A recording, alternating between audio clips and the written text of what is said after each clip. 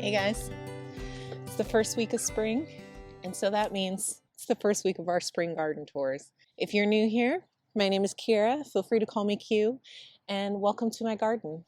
Just kneel and pad down. It's really wet out here. We've had really good rain the last couple days. So last year I started doing these garden tours and really committing to documenting the year, and I'm so glad that I did that. During the spring I did a garden tour every single week, and then over the summer I had my first baby, and so they kind of went a little bit monthly after that. But I did love the experience, and I'm really glad that I did it, and I've been so excited to start this up again.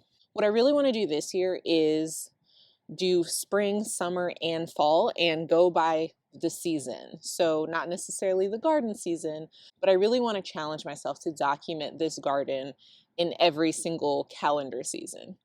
Now, if I manage to do a fall garden, we might do monthly in the wintertime, but we're playing this whole thing by ear. Right now in the garden, we have the lovely transition between the stuff that we had out here in the winter and springtime, and then we've been working on a lot of projects, getting it ready for our spring-summer transition, and basically slowly but surely plugging away at getting the garden cleaned up. There's a lot of projects still left to do, but in the spirit of documentation, I wanted to just show you where we're at and show you what it looks like as we clean up this garden and turn it into something hopefully that's really beautiful this year. So let's start from the top, our usual place. Hi, Remy. Hey, Pops. You want to say hi? Come here. Hi, buddy. Good scratches, huh, bud? Yeah, my sweet boy. So here we are at our green. Oh, that's too much butt, buddy. You're knocking over the green stock. So here we are at our green stock. This is one that we actually planted together. This was our strawberry one. And so we have two different kinds of strawberries in here. Right now, the Sequoia, which was the June bearing, they're all doing really, really well. Those were the ones that looked really good when we put them in. And then the other one, which I think was, oh no, it was Quinault or Quinault? I'm not sure how to say that. But for that one, that was the one that was looking pretty sickly. And we lost a couple, but the ones that survived look really good. So this is one of our June bearing ones. It looks really awesome. And then here's another of those June bearing sequoias. They really have just been really happy in here. And then I think this one, yeah. So this is one of the Quinault everbearing, and they are really starting to recover. I don't think any of the basil that I put in here came up, but a bunch of the Thumbelina zinnias came up, and they're looking pretty happy.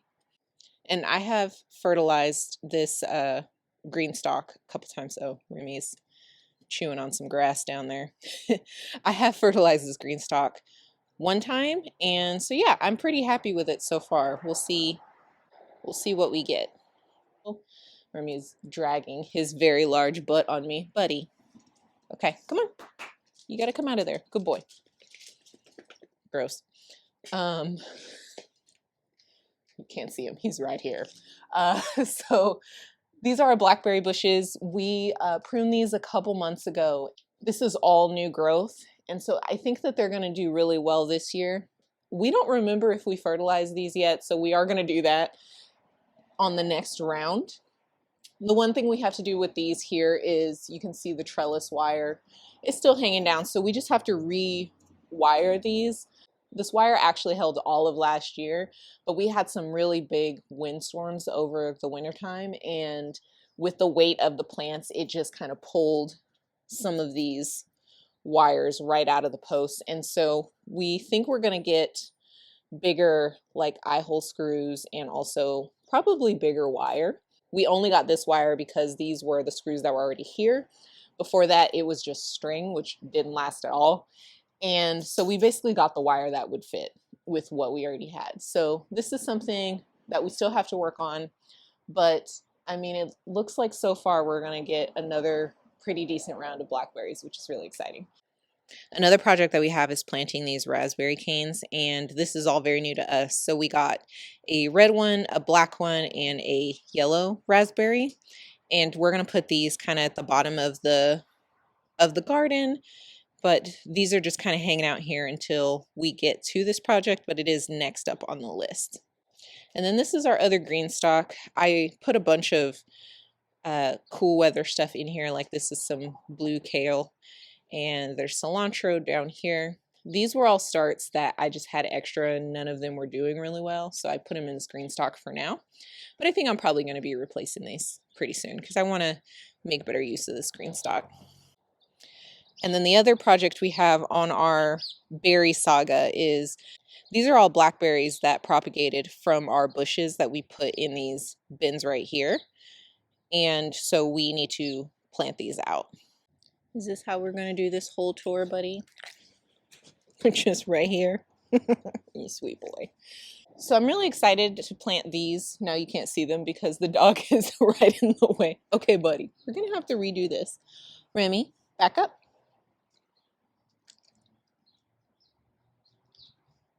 Good boy, good backup.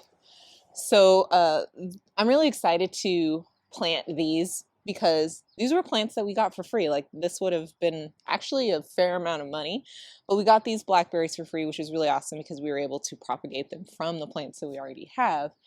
And what we want to do is just kind of extend our blackberry hedge, I guess, a wall, all the way to our fence. And then we might do a little bit more here too, depending on how many plants we have.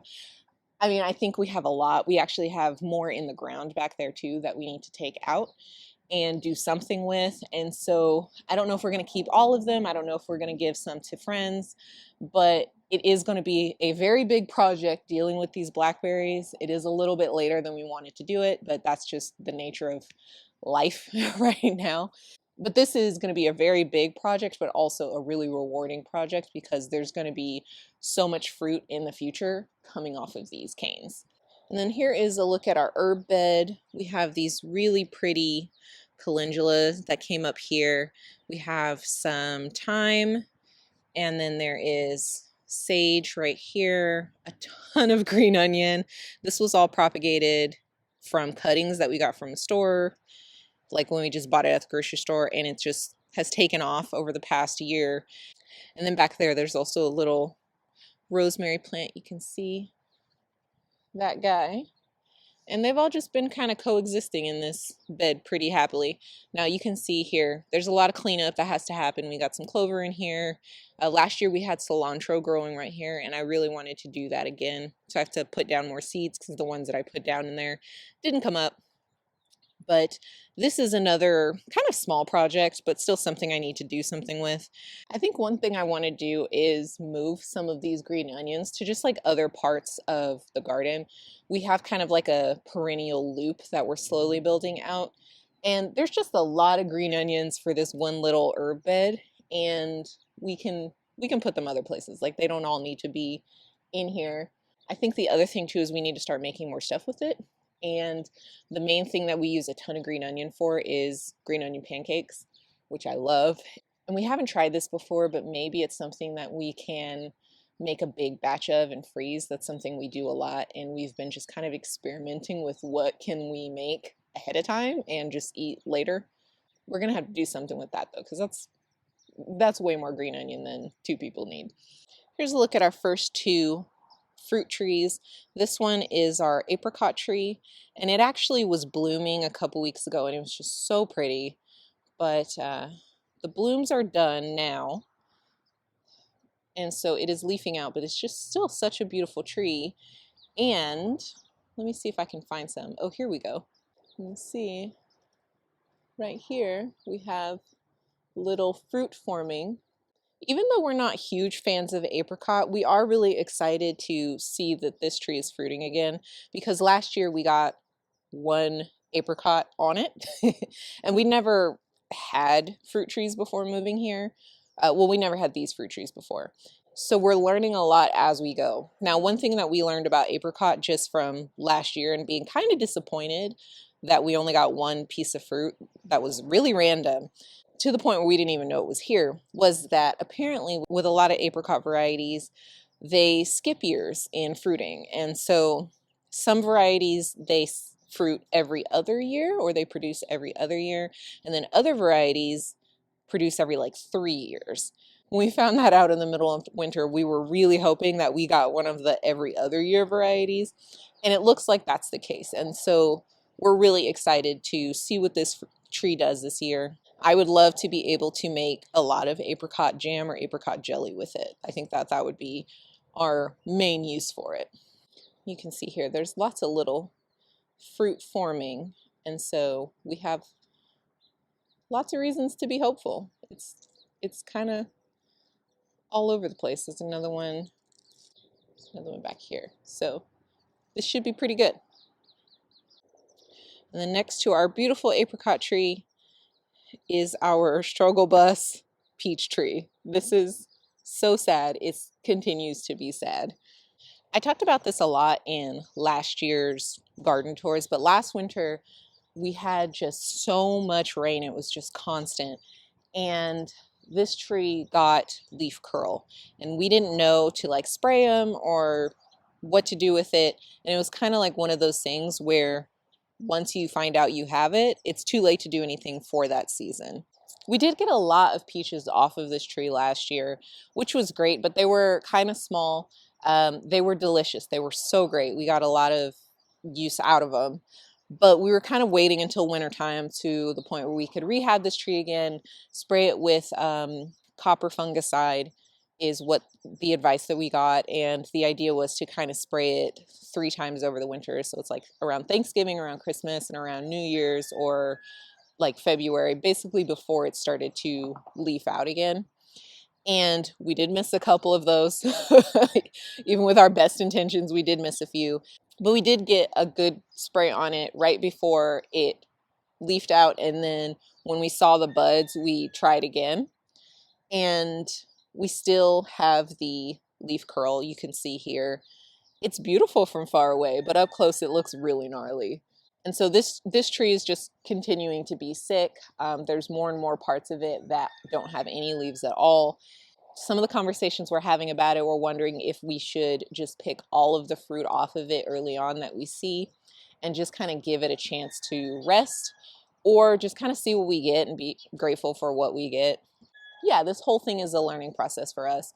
It would be really sad to lose this tree. We are trying to rehab it as much as we can, but we've also heard that in general, peach trees are just more difficult and a little more finicky, and they also just don't last as long for people, to the point where a lot of the master gardeners we've talked to, they said like, yeah, I gave up trying to grow peaches.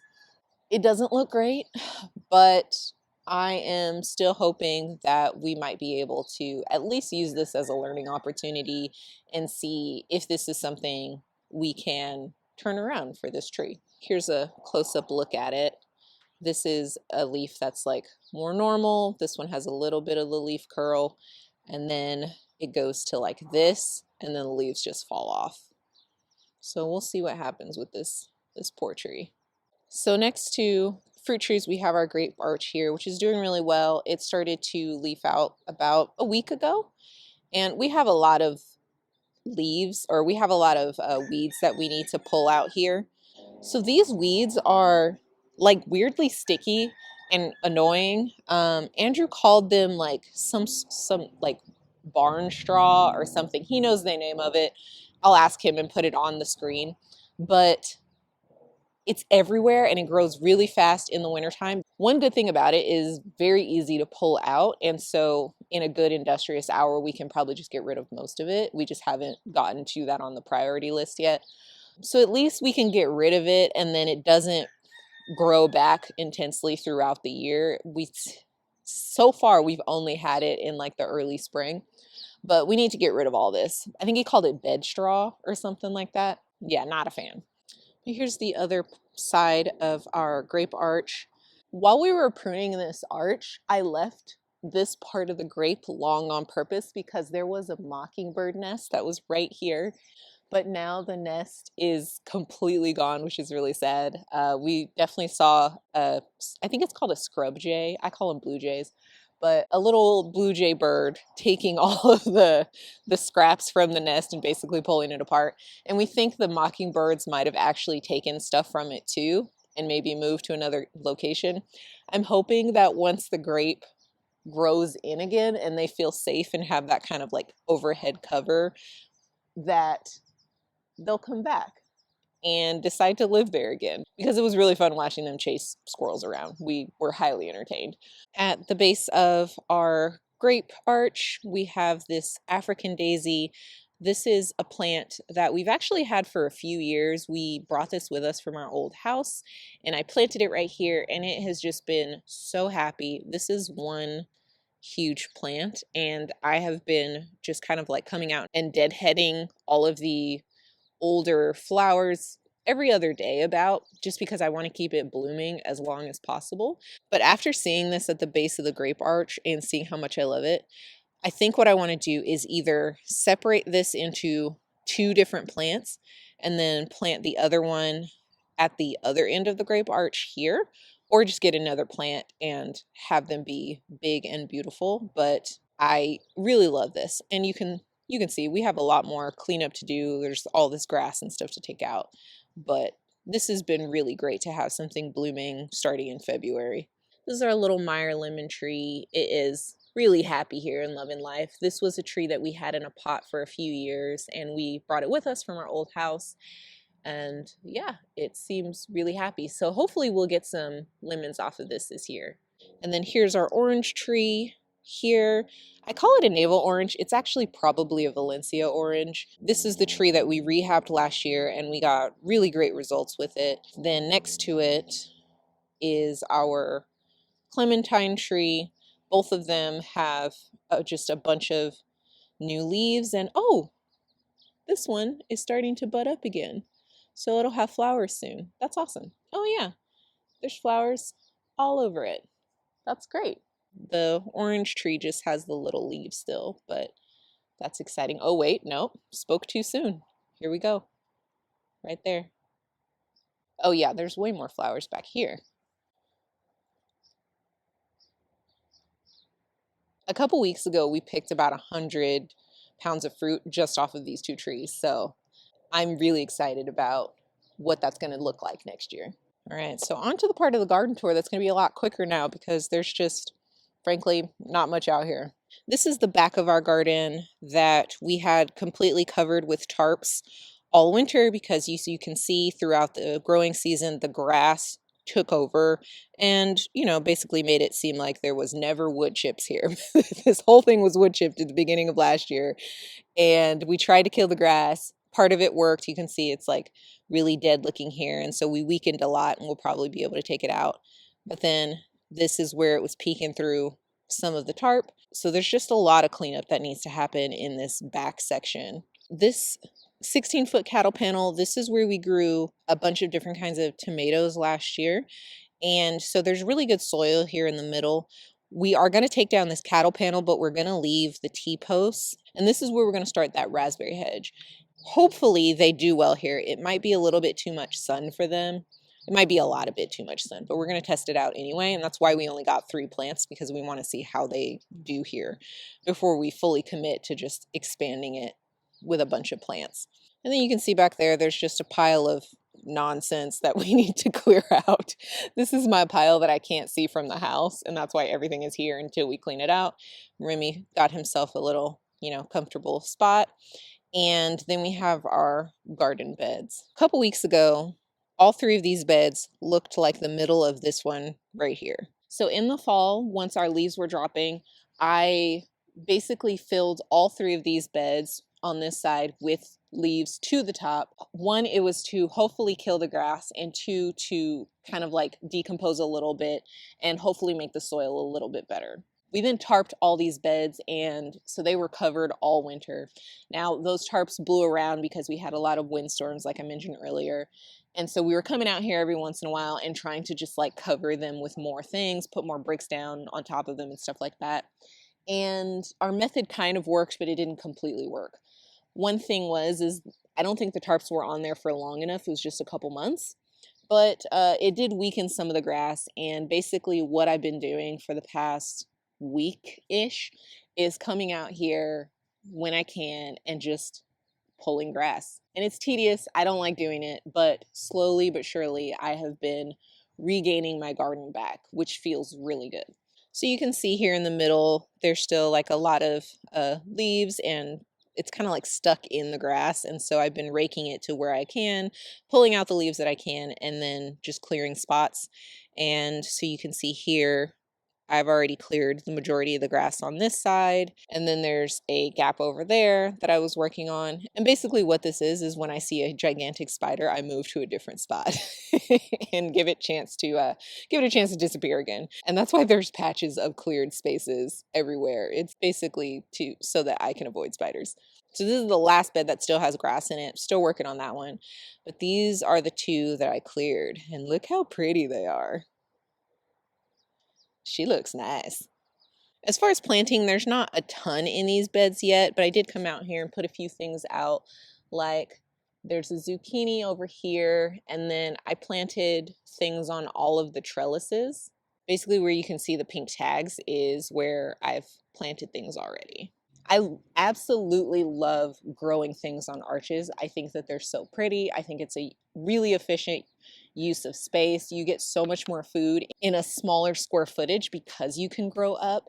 I think they're just magical. I love walking underneath them. Like, it just makes the entire garden experience for me. Some sort of arch trellis is probably something I'll always have in future gardens, just because I love the feeling of walking through room. So I have a background in event planning, and that was always one of the things that I was really focused on, is how can I make this huge big event feel like you're in like really small curated spaces that feel special. And there's little things that you can notice, so that maybe you're in this huge event with like hundreds of people, but then how can I create a little space where someone can notice something or be surprised by something or have one of their senses excite in something. So arches allow me to do that in my garden, and I really love it.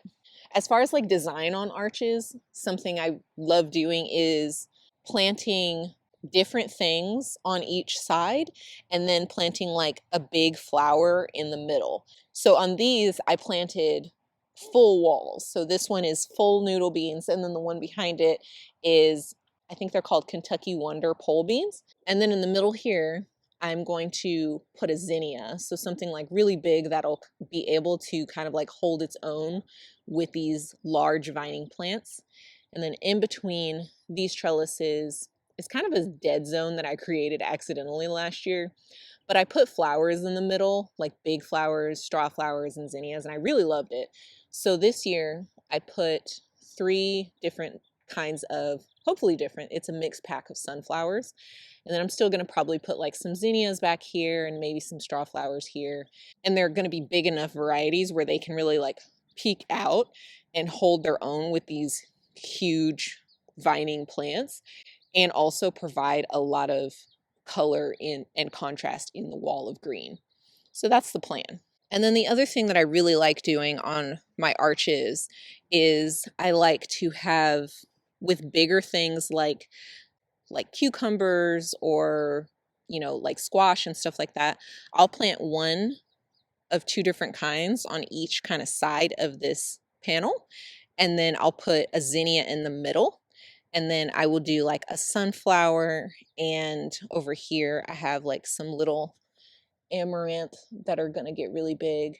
This is one of those things that I did last year where I had the idea of framing my arches with pops of color and like big sunflowers and big amaranth, and I loved it so much that that is something that I'm repeating in the garden this year. But mostly I really like having those like contrasting pops of color that as you walk through, it's kind of like a surprise and a delight. And that's what I'm hoping to kind of create here with these arches. And I love it because you can have such a great impact with just a few plants, like just a few seeds. On this first trellis, I have a kaboka squash seed, which we've never grown those before, so I'm excited to see how they do on a trellis. And then we have an Armenian cucumber, which did very well for us last year, and so I'm excited to have more of those. In the middle here, we have a big open space. I put a yellow squash because I didn't have a yellow squash or zucchini in this place last year. I'm trying to like mix them up a little bit, and as far as like where I put stuff, just so to keep it interesting. And then on this trellis, I have butternut on both sides because this is one of those ones where I'm not great at growing it yet, and so I wanted to just give it more chances. Then looping over here, I have the sunflower in the back, and then I have honey nut, and then I have buttercup, which I think is similar to honey nut, but I'm not sure, so I'm excited to see how that goes. This was a seed that I got from a seed swap. And then here, last year, I had a yellow squash that got massive, and it was about 6 feet. This bed is 4 feet, and so it was hanging out on the side over there and also took up the entire walkway over here. And so to switch it up a little bit, but also just to use that great space, I put a zucchini plant there this year. And then on this trellis, I have the Armenian cucumber on this side, and then I have a honey nut behind it. It was really hard to decide what to put on this trellis directly behind me because last year I had my noodle bean arch there, and it was so pretty. And I absolutely loved it. And this was the first arch when you're coming into the garden from the house. And so I wanted it to be really beautiful. I don't know if I could get anything as pretty as that noodle bean arch, but I did my best. And so I put some things on here that I think will do really well and cover it. I put an Armenian cucumber kind of like crisp diagonal on each side, just in case the other two don't fill out the way that I want them to. Hopefully those will be able to fill one side of the trellis on each side, and so it'll look a little bit more defined instead of having like one side that's empty. That might not make sense right now, but hopefully I'll be able to show you what I mean once they start growing in. The other thing that I want to just note about these beds is the compost that's in them. So this one has just whatever leaves broke down in it over the winter time, but these two are full of compost that we made. And this stuff it's just so nice. It feels like a bunch of worm castings. So this is the first time we've ever made this much compost. There's probably 2 inches in some places, but we were trying to get at least a good inch in the beds that we were able to fill. And I'm really happy with this. There were so many worms in this compost as we were digging it out. There were a lot of roly-polies too, but I'm just going to focus on the worms. We think that they were red wigglers, and I think because my seedlings were so bad this year, I made a whole video on the mistakes that I made, and so you can check that out if you're interested. But because my seedlings were so bad this year, this gives me a little bit of hope that maybe they will be okay, or the things that I plant directly from seed in the ground, like I direct sow, I think that they will take off because this stuff looks just so good, and I'm so proud of us. This is one of those things that we have been working on learning for the last few years, and this is the first time we really got to use it in a big way. The other thing too is we decided over the fall that we weren't going to buy compost. We were going to try and make it from now on. Now, I don't know if that's going to last. We are fertilizing. We're going to try and make like worm casting tea to put on the ground, to put on the garden. We are still buying other fertilizers. It's a work in progress for us, but it's a relief to know that we can make compost that looks like this. And now it's just a matter of figuring out how to make enough of it. Next, in the back of our garden here, we have another project. This is where we grew pumpkins last year, and it was really successful. And so I need to come out here and clear out all this grass. And I think what I'm going to do is watermelons first, and then pumpkins probably closer to the summertime so that we have those for fall. And then right in front of it, we have where our cut flower experiment was last year. There's not really anything in here. The snapdragons that I had in the first bed up there, and I was trying to like overwinter adult snapdragon plants, that completely failed. But we have a couple other ones that are holding on here, and so I'm letting them live. I mean, some of these actually look kind of zinnia-ish, but I think they are snapdragons. So yeah, there's nothing really going on in these beds yet, but I'll be planting all of these out soon. On the other side of the little pumpkin patch area, we have all of these buckets that we filled with potatoes. This one is a volunteer from last year. That's why it's up and none of the rest of them are. But we put these buckets back here so that we can put them on our drip system and then hopefully not have to worry about it. Oh, that's a potato. I'm looking in these now, and we got some little potatoes. That's awesome. Oh yeah. And there's some in that little blue one back there too. There's a potato right there. This is excellent. This one in front of me looks like it's about to come up. So yeah, these are doing well. Great. We have the nozzles and everything that we want to put on here. We still just have to like hook them up to the drip system. And so I've been just watering these by hand for right now. And here's a look at our far 3 beds. And this is kind of where we had our fall/spring stuff for the year. This was the only side of the garden that we were really using since the rest of it was covered. And it looks pretty good in here. What we do with all of our beds is we line them with garlic. And this way the garlic is kind of out of the way because it has to stay in for so long. But it also, one, is pretty. I think it actually looks nice as a border, but it also hopefully kind of acts as a little bit of a different smell, deterrent for pests. I don't know. They seem to find stuff anyway. And here we have there's cilantro on the end mixed in with this calendula. And this is ready, definitely ready for us to harvest.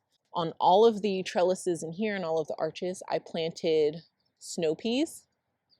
And, you know, you can see on this one's really small, and then there's like nothing on the other side of it. So we didn't have great success with these, but it's enough for us to eat, so we're happy. This was a bok choy that has flowered, and these, if you've never seen them before, these are seed pods. And so once these dry out, they will have the little purple bok choy seeds in there. We had a couple hot days where this plant just decided to bolt and go to seed. And I've honestly left it because I think stuff like this is really cool as far as like a learning experience. I've never seen a bok choy plant flower before. And I like the fact that if you wait a little bit on things like this, you can learn about the entire life cycle of a plant like this. Oh, this has a bunch of aphids on it too. Well, okay. But up here, it's like, oh, okay, I've never seen a bok choy flower before. They're really pretty. They're cute and delicate. And I've also left them for the pollinators because there's just not much out here right now. I think it's interesting. I think it's neat to be able to see how seeds are made. And then next up in this bed, we have this like little line of cilantro here. And then this part is empty. I have sowed stuff in this probably like 4 times over this winter, and it just stayed empty. And so pretty soon here, I'm just going to come out and put my warm weather stuff in. So it's totally fine.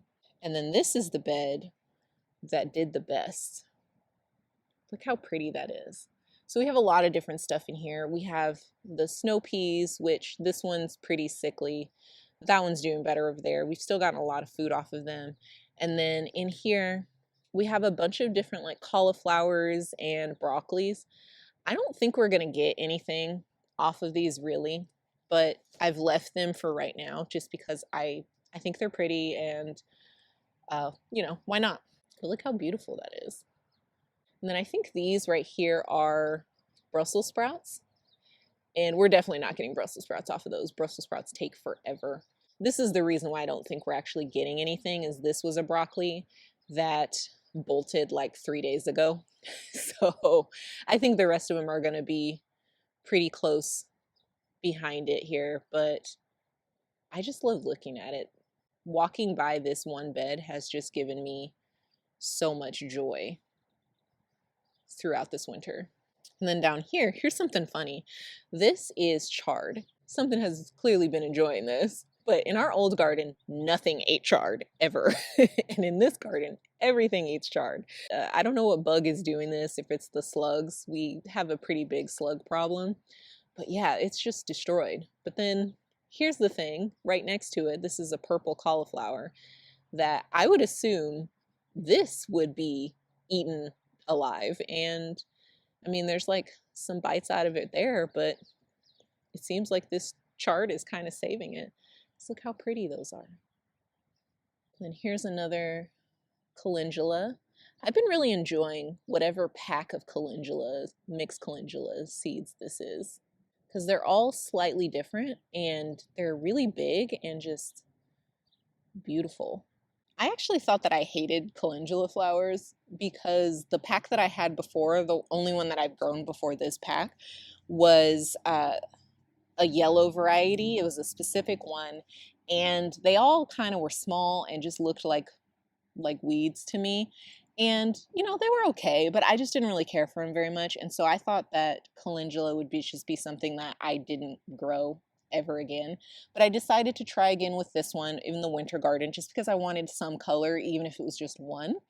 And I'm so happy I did because I really love these blooms. They're all just like so big and so beautiful, and they feel like a flower and not like a weed that just happened to grow in your garden. And here's the other side of that bed. We have with our snow peas, and everything is just super happy. So these are pretty good size now. This one is, I want to say, about 4 feet tall, and it's doing really well. I'm trying to encourage it to grow on the trellis instead of just continuing to grow on itself. But we have been harvesting off of these about every 2 days, and there's definitely enough for a meal. Over here is where I had some purple bok choy, which got eaten, I think, by the birds, maybe by the slugs. And we had a few carrots here, which we pulled up, and they were actually good sized carrots. This little spot is empty right now, and it is totally ready for something to go in as far as our warm weather stuff. See, this is what I mean. This is another one of those calendula that came in the exact same pack. And I'm just obsessed with these. They're so pretty. And then in this bed, this is a bolted green bok choy, and I just left it and let it do its thing. This here is a cabbage that didn't stand a chance. And so it's basically just looked like that the entire time. Here's another really pretty calendula. And then down here, this was sweet alyssum that reseeded. I planted some here last year underneath a zucchini, and the zucchini didn't do very well, but this sweet alyssum has just been really pretty to have over the winter time. I like how cute it is. It gets a little unruly over the summertime just because it's competing so much with the other plants trying to get sunlight, but I like that it just stayed like together in these adorable little white flowers. And then here is our other cattle panel trellis. We grew Roma tomatoes on this last year and got, I want to say, I think it was like 60 pounds of tomatoes off of this. And so for the winter, we've been growing sweet peas. This thing is just loaded up. Every other day I come out here and pick an entire bowl full of sweet peas, or I think they're snap peas. And at this point, it's more than we can eat in a meal, which is really awesome. And then at the end of this trellis here are some snapdragons. So I just randomly put these here, and they are so pretty. We can actually see these from the house, and I've just been loving these. So look at this deep wine color. And then we have these soft pastel pink and yellow back here. I absolutely love these. And then the last part is our perennial loop. So this is a lime tree. It doesn't look like it's in great shape, but it's actually getting better. So this is the other tree that we had in a pot for a really long time, really too long, and planted it here. So we made a few mistakes when planting it. One, it's kind of in a little bit of a hole and it shouldn't be. And so you can see those roots have been exposed.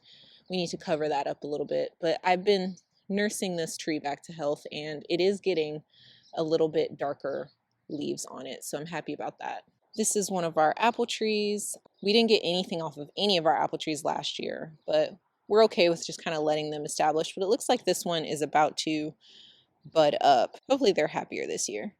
And we have 3 apple trees. This one, I think, is a Honeycrisp. What is this one?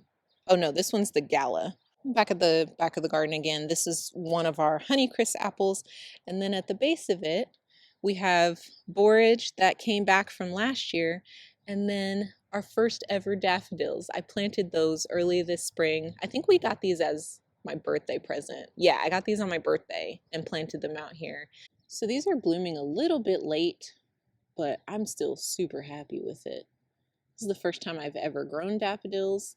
And I've been checking these every day to see if they bloomed, and they finally bloomed like 2 days ago. So there are 4 here, and then there are 4 over by the grape arch. So I'm very excited to see these. And then last but not least are blueberries. These were something that we bought right before we moved to this house, so we had planted them and then dug them up and then replanted them. So they have struggled. Last year we took all the blueberries off of them just to give them a chance to establish, and so this year we're going to see what we get. This is the one that has the most flowers and blueberries on it. There's another one right here. It's doing okay.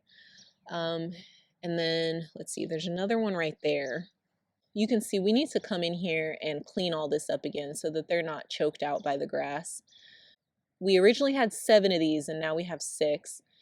And I planted our old strawberries out here about a month ago, I want to say, when we redid the strawberry green stalk. Yeah, stuff is still alive back here, so hopefully these strawberries will spread throughout the year. So that's a wrap. That's the end of our first garden tour of the year. Thank you so much for joining me. I hope that you enjoyed this as much as I enjoyed sharing it with you, and I hope to share these tours with you and grow along with you for the rest of the season. Thank you so much for joining me today, and I'll see you next time. Bye, friends.